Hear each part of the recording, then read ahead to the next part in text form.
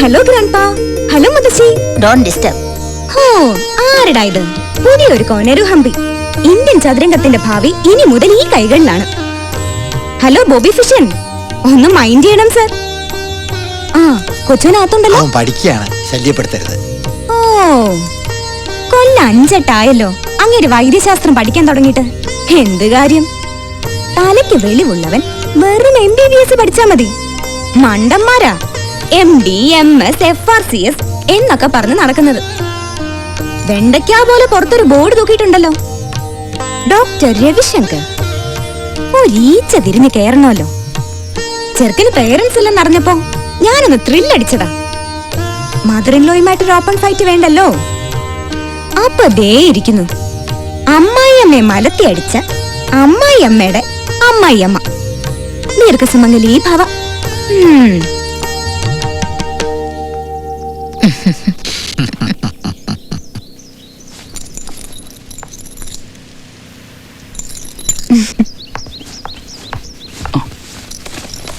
Sorry sorry, നിനക്കിത്ര feel ചെയ്യുന്ന ഓർത്തില്ല. നിനക്കെല്ലാം ഒരു തമാശയാ, വെറുതെ ഓരോരോ ഇഷ്യൂസ് എന്നിട്ട് സോറി പറയാ. ആ ബോണി നിനക്കറിയില്ലേ? നീ കാരണം അവനുമായിട്ട്. മതി, കഴിഞ്ഞത് കഴിഞ്ഞു. പ്ലീസ്, നിന്റെ അടുത്തല്ലാതെ ഇത്രയും ഫ്രീഡം മറ്റെവിടുന്ന് കിട്ടാനോ? ഇത് ഫ്രീഡം അല്ല, അഹങ്കാര.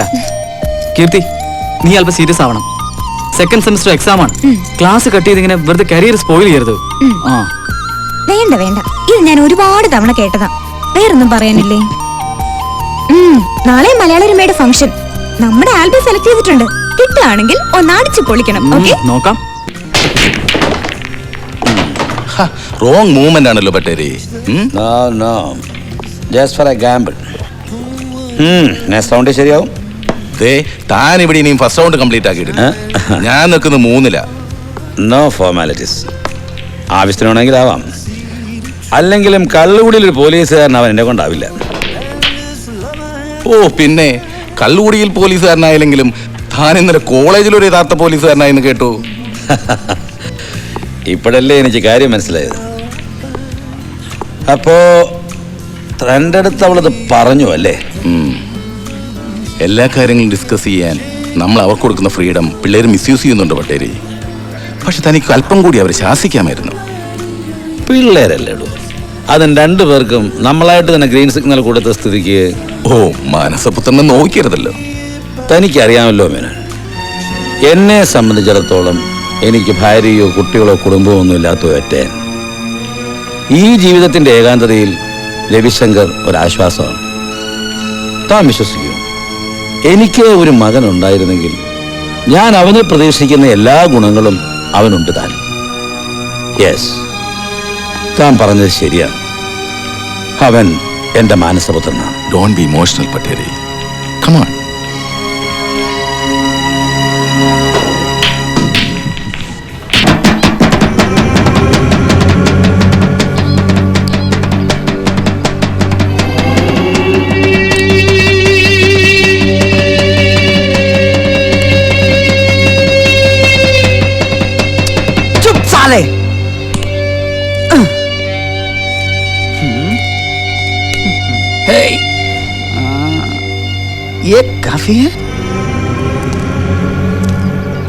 ആടിത്തിമിർത്ത് ആഘോഷിക്കാൻ ബോണിക്ക് ഇതൊന്നും പോരാ. Relax Boney, relax.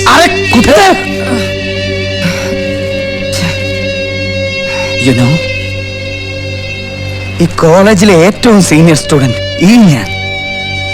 എന്റെ കൂടെ പഠിച്ച ബാസ്റ്റേഴ്സ് എല്ലാം ഇന്ന് വലിയ ഡോക്ടേഴ്സാ. എന്തുകൊണ്ട് ബോണി ആയില്ല? Why? Because I'm too naughty. എങ്കിൽ പറഞ്ഞതാ, ഡോക്ടർ രവിശങ്കറിനെ നാട്ടിക്കാനുള്ള ക്ലോസ് റൂട്ട് താൻ എനിക്ക് പറഞ്ഞതാ.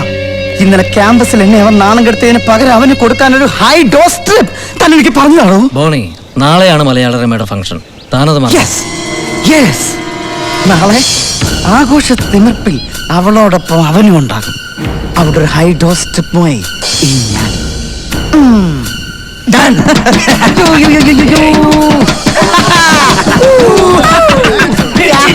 Hi everyone, our distinguished guests, dear friends and beloved students.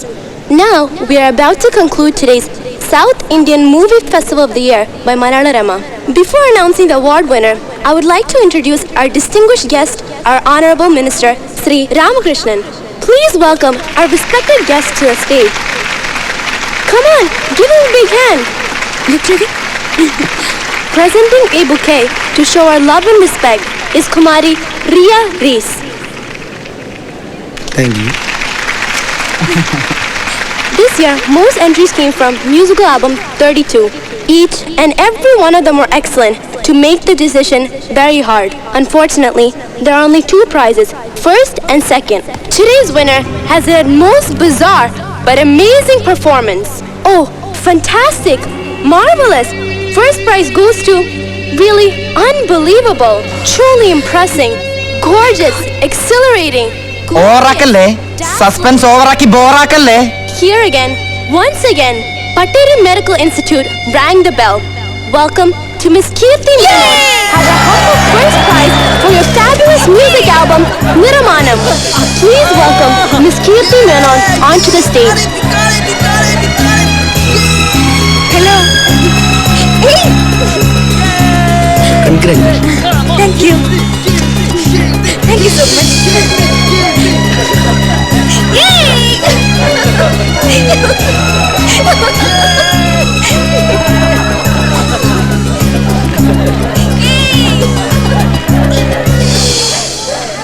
Get ready. Yes, fast. Okay. Okay. Bye.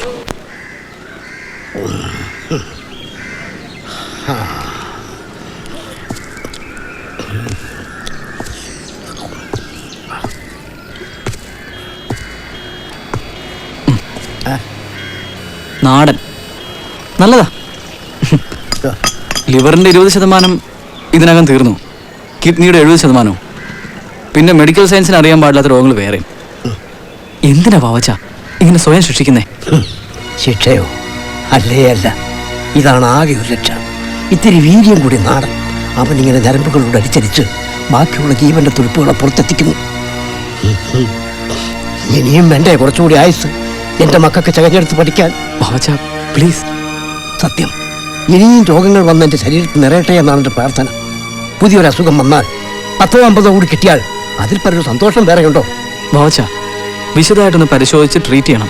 എന്തിന്? ആയുസ് നീട്ടിക്കിട്ടാനോ? ആയുസ് നീട്ടി കിട്ടാനല്ല, ജീവിച്ചിരിക്കുന്നത് വരെ ഇങ്ങനെ വേദന തിന്നാതിരിക്കാനെങ്കിൽ. അപ്പൊ ശരീരത്തിന്റെ കാര്യം ഓക്കെ, പക്ഷെ മനസ്സിന്റെ നീറ്റിൽ മാറ്റാൻ നിങ്ങളുടെ ശാസ്ത്രത്തിൽ എന്തെങ്കിലും പോംവഴിയുണ്ടോ? എന്താ പാവച്ച, ജീവിതത്തെ അത്ര നിസ്സാരമായിട്ട് കാണരുത്. മരണത്തെ വിറ്റുണ്ടുന്നവനാണ് ഞാൻ. പട്ടേരി സാറിന്റെ ഭാഷയിൽ പറഞ്ഞാൽ സ്പെസിമൻ.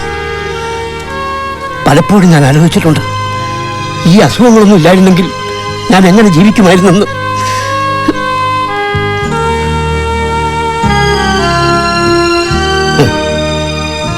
ചോര തിളയ്ക്കുന്ന പ്രായം, പ്രസ്ഥാനത്തിന്റെ വളർച്ചയ്ക്ക് വേണ്ടി ജീവിതം മാറ്റിവെച്ചപ്പോൾ എനിക്ക് നഷ്ടപ്പെട്ടത് എന്നെ തന്നെയായിരുന്നു.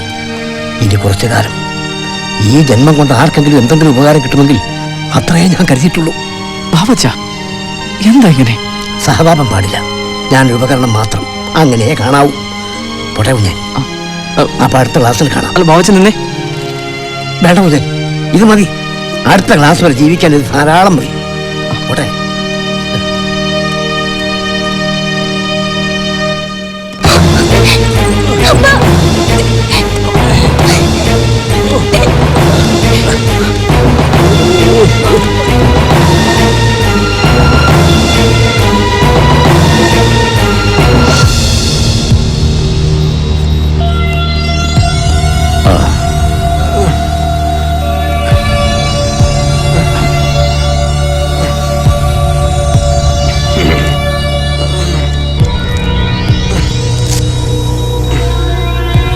Oxygen. DC shock. Make it fast. One second. Wait. Let me.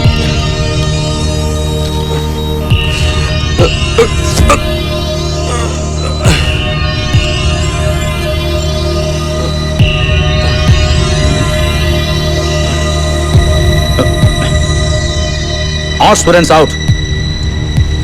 Please.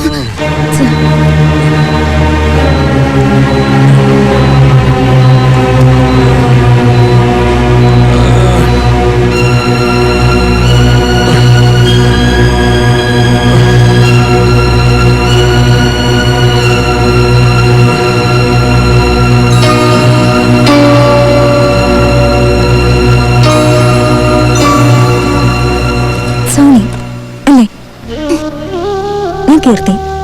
Isaac അങ്കിളിനെ കുറിച്ചും സോണിയെ കുറിച്ചും പപ്പ എപ്പോഴും പറയും. പപ്പ ആരാന്നല്ലേ? SP ശേഖരമേനോൻ. അപ്പക്കെങ്ങനെ? പട്ടേരി സാർ അകത്തുണ്ടല്ലോ.